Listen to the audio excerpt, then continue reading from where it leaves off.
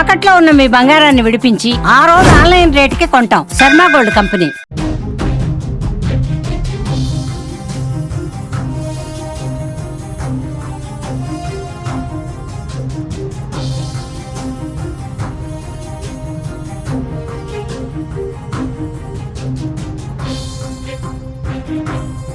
భారత్ పాకిస్తాన్ సరిహద్దుల్లో యుద్ధ మేఘాలు కమ్ముకున్నాయి. పాకిస్తాన్తో పాటు ఇటు భారత్ కూడా సరిహద్దుకు సైన్యాన్ని తరలిస్తుండడంతో అక్కడ వాతావరణం భీకర స్థితిలో ఉంది. అయితే పాకిస్తాన్ యుద్ధ సామాగ్రిని సరిహద్దుకు తరలించడమే కాదు, యుద్ధ విమానాల ద్వారా సరిహద్దులో ఉన్న ఉగ్ర శిబిరాలను ఖాళీ చేస్తున్నట్టుగా నేషనల్ మీడియా ద్వారా మనకు సమాచారం అందుతుంది. పాకిస్తాన్ భారత్ చర్యల్ని చూసి, భారత్ సైనిక విన్యాసాలను చూసి, ఇవాళ జరిగిన అరేబియా సముద్రంలో చేసిన సైనిక విన్యాసాలని, అలాగే నిన్న సెంట్రల్ సెక్టార్లో జరిగిన సైనిక విన్యాసాన్ని చూసి పాకిస్తాన్ భయపడుతున్నట్టుగా తెలుస్తుంది. ఏ క్షణమైనా బార్డర్ వెంట ఉన్న ఉగ్ర శిబిరాలపైన భారత్ సర్జికల్ స్ట్రైక్స్ లేదా వైమానిక దాడులు చేసే అవకాశం ఉందని పాకిస్తాన్ భయపడుతున్నట్టుగా తెలుస్తుంది. ఈ నేపథ్యంలోనే పాకిస్తాన్ తమ యుద్ధ విమానాలని కరాచీ నుంచి లదాఖ్, కరాచీ నుంచి యుద్ధ విమానాలను తీసుకొచ్చి, రావల్పిండి కరాచీ నుంచి యుద్ధ విమానాలను తీసుకొచ్చి బార్డర్లో ఉన్న ఉగ్రవాద నాయకుల్ని సేఫెస్ట్ ప్రాంతాలకు తరలిస్తున్నట్టుగా ఇంటెలిజెన్స్ సమాచారం ఉందంటూ నేషనల్ మీడియా కొన్ని కథనాన్ని ప్రసారం చేస్తుంది. ఆ కథనాల ప్రకారం మనకు తెలుస్తుంది.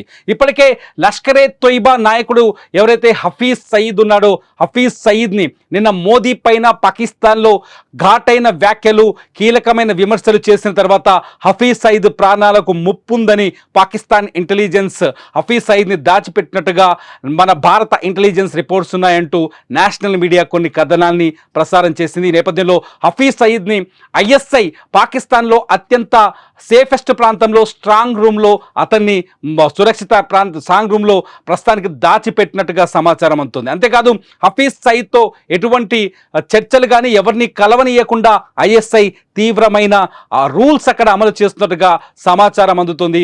ఇదంతా నేషనల్ మీడియాలో ప్రస్తుతానికి మనకు అందుతున్న కథనాలను బట్టి తెలుస్తుంది. ఈ నేపథ్యంలో పాకిస్తాన్ యుద్ధం వస్తే ఎలా ఎదుర్కోవాలి, ఏ స్థితిలో భారత్ని ఢీకొట్టాలనే కోణంలో కూడా ఆలోచిస్తున్నట్టుగా తెలుస్తుంది. ఉగ్రవాదుల్ని మాత్రం కాపాడుకునే ప్రయత్నం చేస్తుంది. బోర్డర్ వెంట ఉన్న ఉగ్ర శిబిరాల నుంచి అక్కడున్న ఉగ్రవాదుల్ని తరలించే ప్రయత్నం చేస్తున్నట్టు తెలుస్తుంది.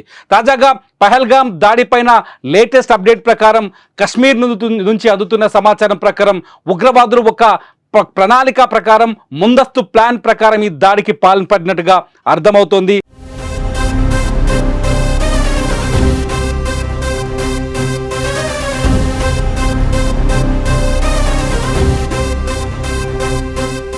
కొద్ది రోజుల క్రితమే పాక్ ఆక్రమిత కశ్మీర్లో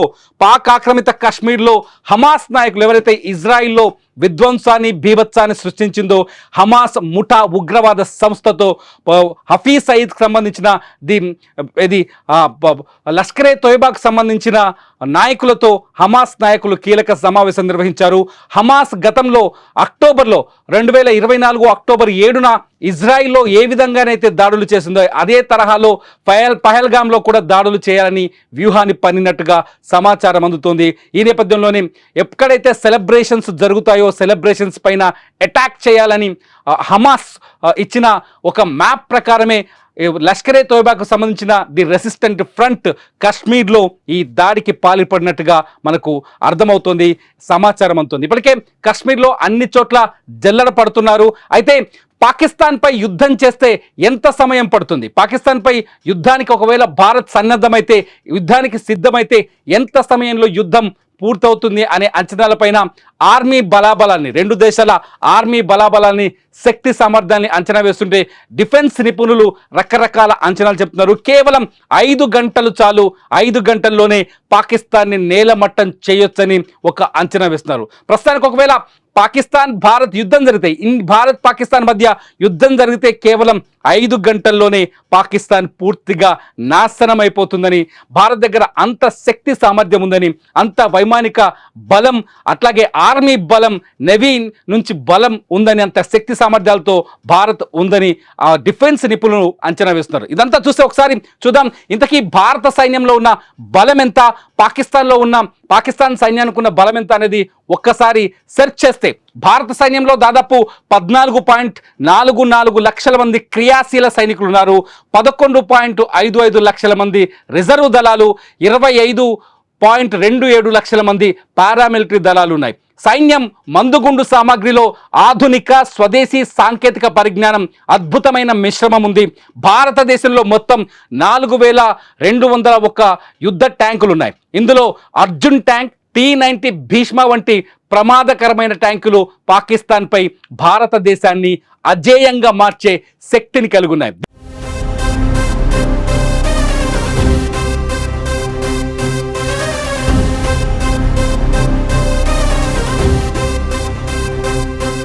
దీంతో పాటు భారత సైన్యం వద్ద పినాకా రాకెట్ వ్యవస్థ, బ్రహ్మాస్ క్షిపణులు, బోఫోర్స్, హువిట్టర్ తుపాకులు ఉన్నాయి. ఈ ఆయుధాలు శత్రువులను సులభంగా ఓడించగలగడంలో దిట్ట అని డిఫెన్స్ నిపుణులు అంచనా వేస్తున్నారు. దీంతో పాకిస్తాన్ పైన ఒకవేళ యుద్ధం జరిగితే భారత దగ్గర ఉన్న ఆర్మీ సంపత్తి, ఆయుధ సంపత్తి చాలు పాకిస్తాన్ కేవలం 5 గంటల్లోనే విధ్వంసం సృష్టించవచ్చు పాకిస్తాన్లోని ఒక అంచనా వేస్తారు. పాకిస్తాన్ సైన్యం గురించి మాట్లాడుకుంటే వారి దగ్గర, పాకిస్తాన్ దగ్గర ఉన్న సైన్యం ఎంత ఉందని ఒకసారి లెక్కలు తీస్తే ఇంటర్నెట్లో అందుబాటులో ఉన్న సమాచారాన్ని క్రోడీకరించి చూస్తే కేవలం 6,54,000 మంది క్రియాశీల సైనికులు మాత్రమే ఉన్నారు. వీళ్ళు ప్రస్తుతం ఆఫ్ఘనిస్తాన్, బలూచిస్తాన్ ఏరియాలో పనిచేస్తున్నారు. ఎప్పుడైతే పహల్గాం దాడిపైన భారత్ తీవ్రమైన వ్యాఖ్యలు చేసిందో, సింధు జలాల ఒప్పందాన్ని రద్దు చేసిందో, ఆ క్షణంలోనే ఆఫ్ఘనిస్తాన్ బార్డర్ నుంచి, బలూచిస్తాన్ బార్డర్ నుంచి సైనికులని కశ్మీర్ భారత్ పాక్ సరిహద్దుల్లోకి తరలించడం మొదలుపెట్టింది పాకిస్తాన్. దాదాపు 3,742 యుద్ధ ట్యాంకులు ఉన్నాయి పాకిస్తాన్ దగ్గర. 50,523 సాయుధ వాహనాలు, 752 స్వయంచోదక ఫిరంగి యూనిట్లు ఉన్నాయి పాకిస్తాన్ దగ్గర. ఇది కాకుండా 692 రాకెట్ లాంచర్లు కూడా ఉన్నాయి. వీటితో పాటు పాకిస్తాన్ దగ్గర 2,627 ట్యాంకులు ఉన్నట్టుగా సమాచారం అందుతుంది. ఇవి మొత్తం కలిపిన మన దగ్గర, భారత్ దగ్గర ఉన్న దాంట్లో సగం కూడా కాదు. భారత్ను ఎదుర్కోవడం పాకిస్తాన్ వల్ల కాదు అనేది డిఫెన్స్ నిపుణులు వేస్తున్న అంచనా. డిఫెన్స్ నిపుణుల మాట ప్రకారం, వాళ్ళ అంచనాల ప్రకారం కేవలం భారత్ పాకిస్తాన్తో 5 గంటలు పోరాటం చేస్తే యుద్ధం ముగిసిపోతుందని చెప్తున్నారు.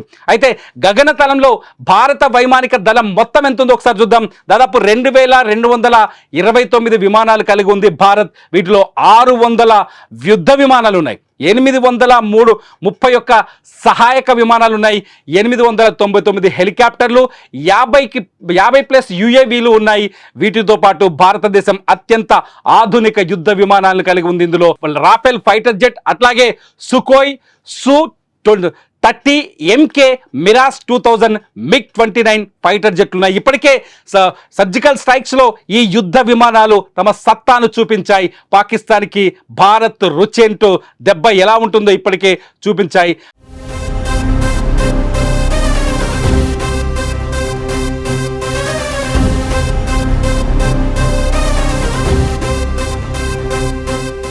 పాకిస్తాన్ భూభాగంలో ఉన్న ఉగ్ర శిబిరాలపై దాడులు పాల్పడ్డాయి.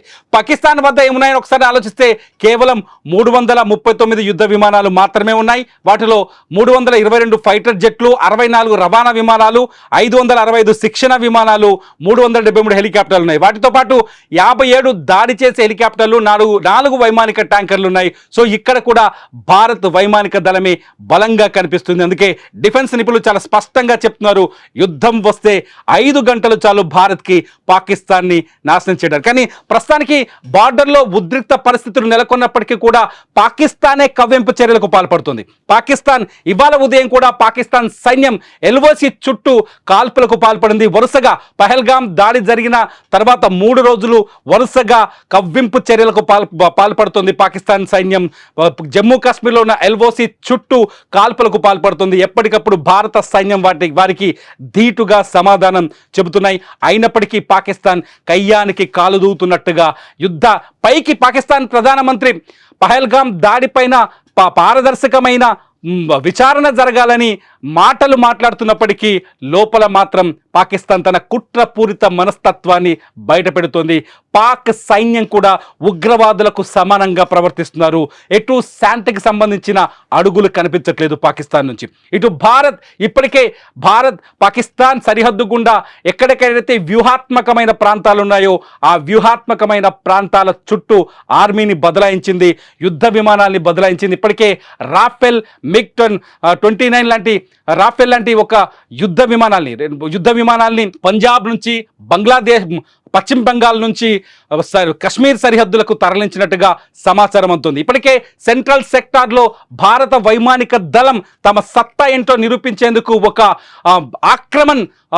ఎక్సర్సైజ్ చేసింది, యుద్ధ విన్యాసం చేసి చూపించింది. ఈ యుద్ధ విన్యాసం కేవలం పాకిస్తాన్కి మాత్రమే కాదు, భారత్ మీద వక్ర బుద్ధితో ఉన్న ఇతర శత్రు దేశాలను కూడా బెదిరించే విధంగా కనిపిస్తుంది. ఇటు INS విక్రాంత్తో పాటు సముద్ర జలాల్లో పోరాటానికి సిద్ధంగా ఉన్న నావికా దళం తమ శక్తి సామర్థ్యాన్ని ప్రదర్శించే ప్రయత్నం చేస్తుంది. ఇవాళ అరేబియా సముద్రంలో నావికా దళం తమ దగ్గరున్న ఆయుధ సామాగ్రికి సంబంధించిన శక్తి ప్రదర్శనను చేసింది. దీంతో భారత నవీ కూడా యుద్ధానికి సిద్ధంగా ఉన్నామంటూ పాకిస్తాన్కి హెచ్చరికలు జారీ చేసినట్టు కనిపిస్తుంది. మొత్తంగా చూస్తే ప్రధాని మోదీ కూడా ఇవాళ తన మన్ కీ బాత్లో చాలా స్పష్టంగా చెప్పారు, కశ్మీర్లో జరుగుతున్న అభివృద్ధిని తట్టుకోలేకే ఉగ్ర దాడికి పాల్పడింది పాకిస్తాన్. లష్కరే తోయిబా సాయంతో, ది రెసిస్టెంట్ ఫ్రంట్ సహాయంతో యుద్ధం చేసి భారత్లో విధ్వంసం సృష్టించే ప్రయత్నం చేసిందంటూ ప్రధాని మోదీ కూడా ఇవాళ తీవ్రమైన వ్యాఖ్యలు చేశారు. ఈ నేపథ్యంలో యుద్ధం వస్తే పాకిస్తాన్ పరిస్థితి ఏంటి అన్నది ఇప్పుడు ప్రపంచవ్యాప్తంగా చర్చ జరుగుతోంది. కేవలం నేషనల్ మీడియా మాత్రమే కాదు, ఇంటర్నేషనల్ మీడియా కూడా భారత్ పాకిస్తాన్ సరిహద్దుల గురించి, రెండు దేశాల్లో కొనసాగుతున్న ఉద్రిక్త పరిస్థితుల గురించి లైవ్ రిపోర్టింగ్ అందిస్తున్నాయి. కశ్మీర్లో ప్రస్తుతానికి అత్యంత ఉత్కంఠమైన వాతావరణం కనిపిస్తోంది. కశ్మీర్ ప్రజలు ఒకవైపు ఆందోళనలో ఉన్నారు, తమ ఉపాధికి తీవ్రమైన ఆటంకం కలిగిందని ఉగ్రదాడితో కశ్మీర్ అట్టుడికిపోతుంది. ఇటు ఆర్మీ కూడా ఎవరైతే ఉగ్రవాద కార్యకలాపాలకు దగ్గరగా ఉన్నారో వాళ్ళ ఇళ్లను టార్గెట్ చేస్తూ ఆర్మీ కూడా దాడులకు తెగబడుతోంది. చాలా చోట్ల దాదాపు 12 మంది ఉగ్రవాదులని, తూర్పు కశ్మీర్లో దాదాపు 12 మంది ఉగ్రవాదుల ఇళ్ల స్థావరాన్ని గుర్తించి వాళ్ళ ఇళ్లని నేలమట్టం చేసినట్టుగా మనకు సమాచారం అందుతుంది. నేషనల్ మీడియాను చూస్తుంటే మనకు ఆ విజువల్స్ కూడా కనిపిస్తాయి. మొత్తంగా భారత్ పాకిస్తాన్ మధ్య ఉద్రిక్తమైన వాతావరణం కనిపిస్తుంది. ఒకవేళ యుద్ధం వస్తే కేవలం 5 గంటలు చాలంటూ డిఫెన్స్ నిపుణులు చెబుతున్న మాటలు చూస్తుంటే ఏ ఉత్కంఠమైన పరిస్థితులు ఏ విధంగా ఉన్నాయో మనం అర్థం చేసుకోవచ్చు. ఇంతకీ భారత్ పాకిస్తాన్ నిన్న ప్రధాని మాట్లాడినట్టుగా పాకిస్తాన్ శాంతి వైపు అడుగులు వేస్తుందా, లేకపోతే కాల్పులు జరుపుతూ నిత్యం LOC వెంట కాల్పులు జరుపుతూ కవ్వింపు చర్యలకు పాల్పడుతున్న పాకిస్తాన్కి బుద్ధి చెప్పాల్సిన అవసరం ఉందా? ఈ వీడియో కింద మీరు తప్పకుండా కామెంట్ చేయండి. మీ కామెంట్స్ పైన నేను మరో వీడియో చేస్తా. చూస్తూనే ఉండండి సుమన్ టీవీ.